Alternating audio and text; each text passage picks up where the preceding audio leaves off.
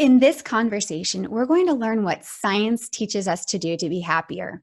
I'm speaking to Dr. Emiliana Simon-Thomas of the Greater Good Science Center at UC Berkeley about the scientific prescription for happiness.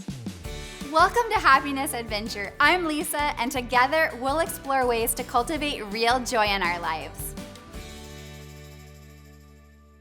First, let me just start by saying welcome to Happiness Adventure, Emiliana. Oh, thank you. I'm honored to be a guest.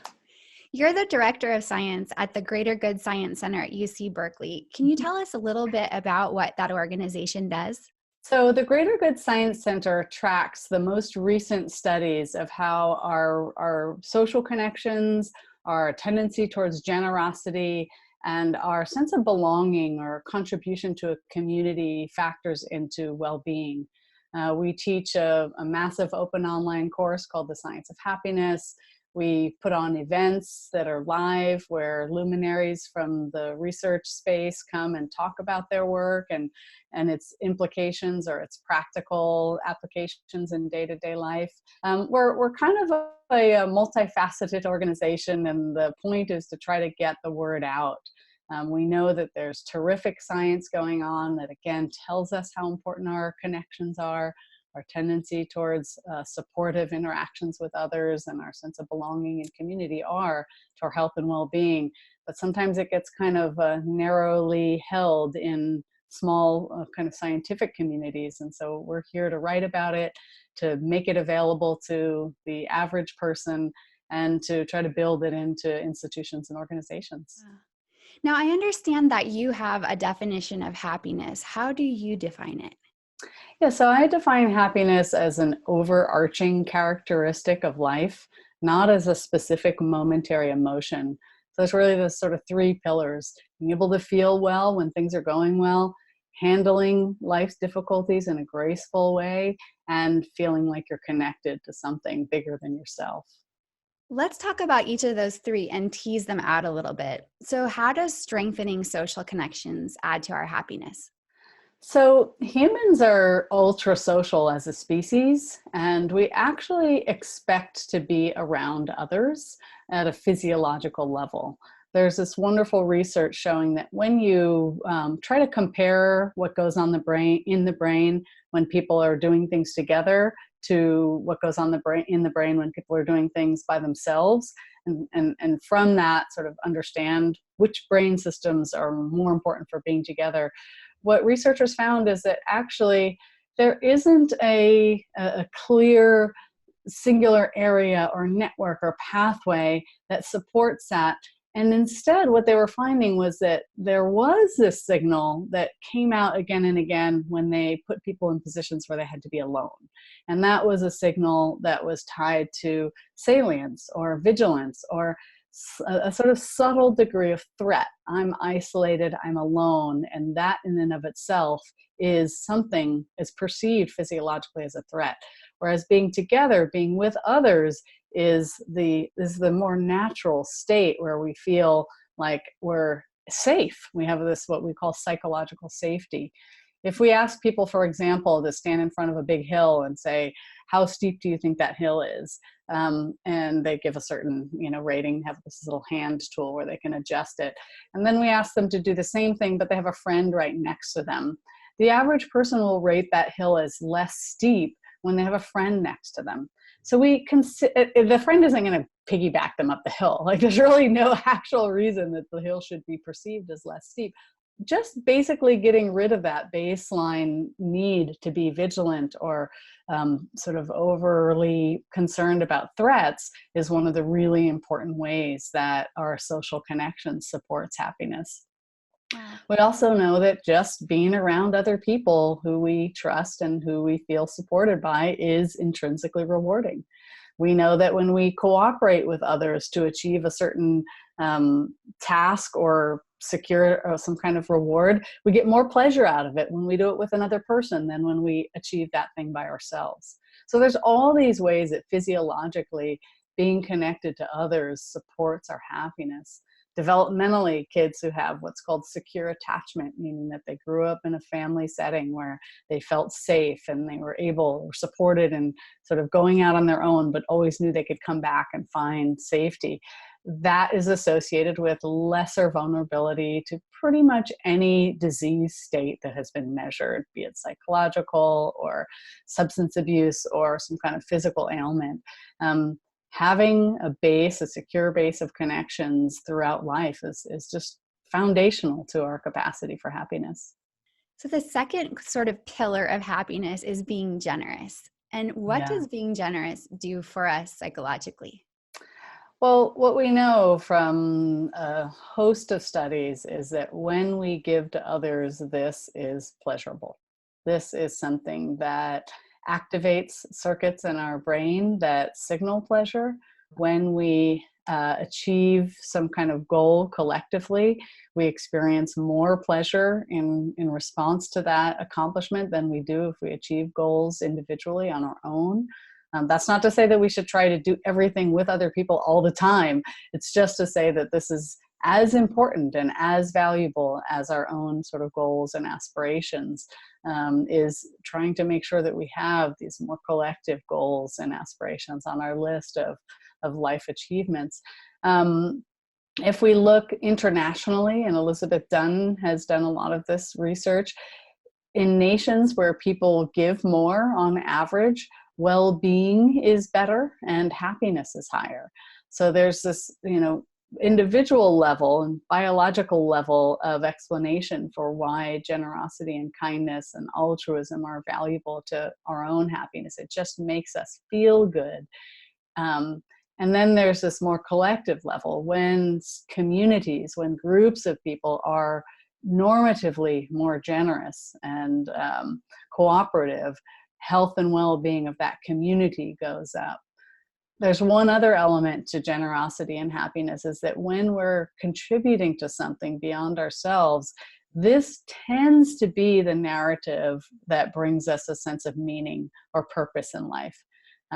People don't tend to have a sustainable purpose associated with self-focused goals. We might think, well, I really want to be the best person in my workplace. I really want to have the highest bonus. I really want to have the most, beautiful appearance.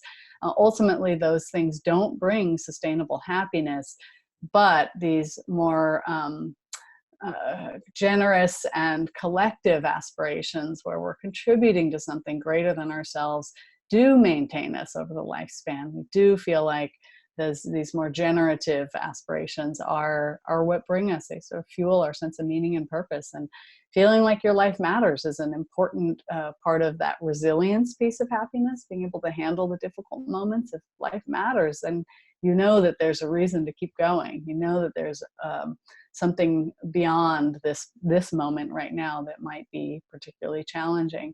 So meaning and purpose really matter. I think we touched on this a little bit already, but the third pillar is fostering activities that are pro-social or foster meaning. Mm-hmm. Can you tease that out a little bit more for us?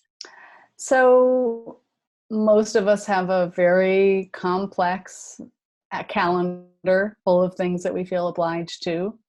And a lot of us don't think too deeply about the relationship between all of those activities and our own welfare, our own well-being on a day-to-day or moment-to-moment basis. And it turns out that we don't always have to oblige a calendar that excludes activities that maybe are going to bring us more contentment and joy in life than some of the others. For example, we know that when people spend more time on a given day interacting with other people in benevolent and supportive ways, they feel happier. They report feeling happier. They are able to manage life's challenges more elegantly. When we're around other people and we have our own difficulties, we're more likely to reach out in vulnerable ways and actually seek help. And help seeking is an incredibly important part of being resilient, of transcending challenges. Isolation and solitude and loneliness are catastrophically problematic these days. Some even attribute the opioid crisis to levels of increasing loneliness in society, in communities. So how can we build in our day in and day out, busy, hectic lives, really deliberate moments of authentic and meaningful connection with other people? I guess the same way that we built in the other things that we put in there. So maybe it's vacuum the car, right? If I have a choice between vacuuming the car and playing a game of backgammon with my 6-year-old, maybe I feel worried about the state of the car more, right? But for me to be aware of that calculus and that decision and choose instead to play backgammon with my 6-year-old, because it's ultimately going to serve myself and him in more important ways than the cleanliness of my car. That's a moment of choice that will actually serve us, and we all kind of have the opportunity to make those choices and to be more aware of the choices that we make and the options that are in front of us. If you're going to prescribe to people what they should do for the best chance of being happy, being positive, and then also resilient in negative times, what would those things be? I mean, I think really for many of us, the first step to even imagining a course towards more happiness, towards increasing happiness, has to be self-awareness, right? Knowing a little bit about where we currently are, what are we doing habitually, what are our choices day in and day out. And once we become familiar with those, and then with the scientific principles and insights and practical wisdom around what you can do differently, you can begin to slowly alter your day-to-day experiences. So how, right? How do you become more aware of your thought patterns and your emotional kind of predilections day in and day out? The most common route is through awareness practices, which are often called mindfulness. Some call it meditation, but it's essentially a deliberate way of paying attention to your inner and outer kind of circumstances. So what are those reflexive ways that you speak to yourself about yourself? What are the reflexive judgments you tend to make about other people? If it's a colleague at work, when you pass them in the hall, do you think, oh, what are they going to do today to threaten my progress? And if you do, is that something that's valuable to you or actually accurate or constructive? And if it's not, maybe there's a deep breath that can be taken to let go of that thought and over time slowly bring in a different one, which is, oh, maybe I wonder if that person did the same thing I did this weekend to relax and disconnect from work for a few moments. So, finding those thoughts that really arouse that sense of common humanity, of familiarity, of similarity, versus thoughts and reflexes that we often just grow up with as a course of society and kind of competitive norms that are a little more judgy, both towards ourselves and others, is a really valuable beginning to seeking happiness. Gratitude is a big strategy for building that sense of connection and trust with others. People are out of practice of expressing it. So we've become a little bit kind of lazy, for lack of a better word, about actually articulating our gratitude to each other. While gratitude is something people feel like we like and is fine, we could all just get a little better at articulating it, expressing it to each other. And so these are a few different ways that we can start to sort of pave our journey towards more happiness. I wanted to break that kind of anatomy of gratitude down because you have a little bit of a formula for a more powerful expression of gratitude. Mm-hmm. And I think there are 3 parts. Could you walk us through, if we're beginners at building our gratitude muscle, how we might construct a thanks to someone? Yeah. So when you want to say thank you to someone in a way that's going to be really impactful, The first thing to do is describe what it is that they did. So thank you for holding the door open for me as I was kind of shuffling along the walkway with my multiple bags. Just that's really neat. It makes it a really solid and clear experience that's shared between two people. Second, you acknowledge the effort that the person put into that. I know you could have just walked through. You're probably in a hurry. You have things to do, but you waited there for the extra 8 or 9 seconds to serve me. And I appreciate that. Right? You put that work into it. And finally, really explaining how it benefited you. It was really nice. I didn't have to put all this stuff down, fish around for my keys, and hold the door with my foot. And it's just nice to just be able to kind of, saunter in gracefully because you made that choice to hold the door for me. So that was a really long descriptive example for a very simple act. So it might have felt a little silly, but when we are interacting with people day in and day out who actually serve us in more profound ways than that, right? Maybe our family members clean part of the house so that it's really easy when we walk in, or maybe somebody calls and offers us a ride somewhere, or whatever it is. Maybe a colleague stays a little bit late to help us finish a project that we feel is time sensitive. When we take the time to say thank you in this specific and sort of granular way, it's a much more powerful experience, both for the person saying thank you and for the person who is being thanked. So it's describe what they did, explain the sacrifice that you realize it took, and then provide feedback on the impact it had on you. That's right. That's right.